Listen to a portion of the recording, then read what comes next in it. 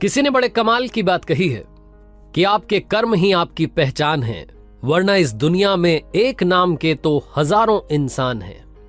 Hi guys, मेरा नाम है आरजे कार्तिक और आपके लिए एक छोटी सी कहानी। ये कहानी एक जादूगर की, जो जादू दिखाने के लिए धीरे धीरे प्रसिद्ध होता जा रहा था। राज दरबार में बात पहुंची, राजा ने उसे जादू दिखाने के लिए बुलाया। जादूगर को लगा कि जिंदगी में सबसे बड़ी कमाई करने का अवसर आ चुका है। जादूगर ये सोच रहा था कि वो सबसे अच्छा जादू दिखाएगा और सबसे ज्यादा इनाम राजा जी से पालेगा। दरबार में पहुंचा, सोचते हुए जा रहा था कि कौन सा जादू दिखाऊं।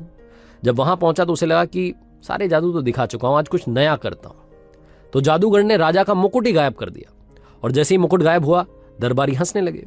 राजा साहब को यह अपनी तौहीन लगी।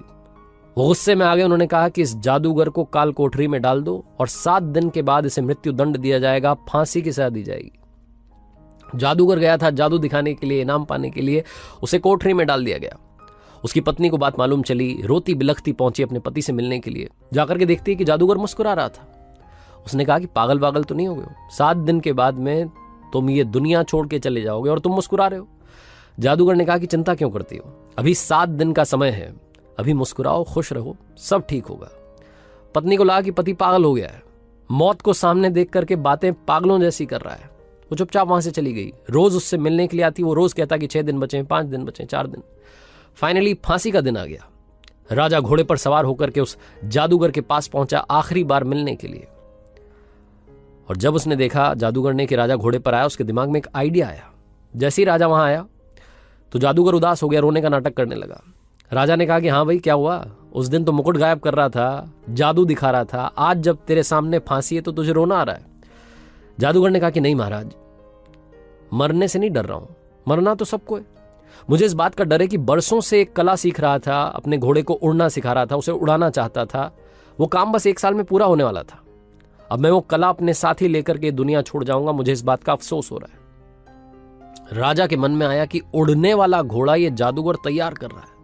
मान लो वो घोड़ा मेरे पास आ गया तो मैं बड़ा से बड़ा युद्ध जो है आसानी से जीत जाऊंगा। बड़े से बड़े युद्ध में बड़े से बड़े राजा को ऐसे ही हरा दूंगा। उड़ने वाला घोड़ा मेरे पास होना चाहिए। इसी लालच में राजा ने उससे कहा, जादूगर से, कि एक काम करते हैं, 1 साल का तुम्हें समय देता हूं।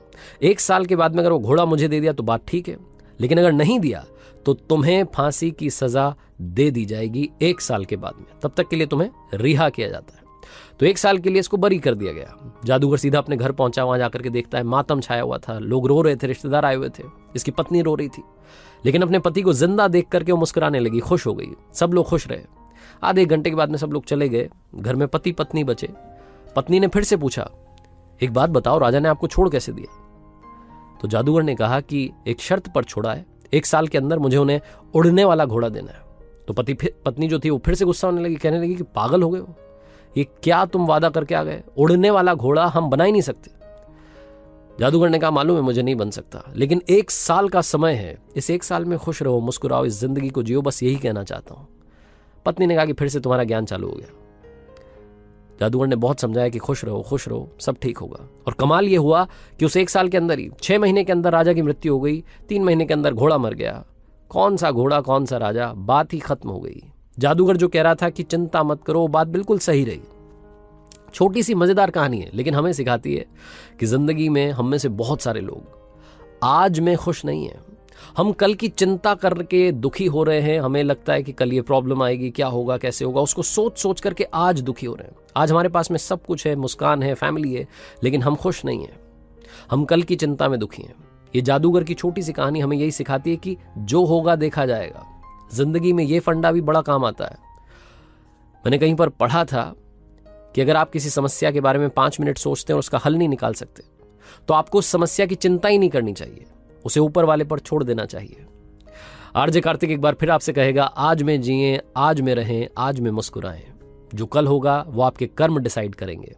कर दिखाओ कुछ ऐसा कि दुनिया करना चाहे आपके जैसा।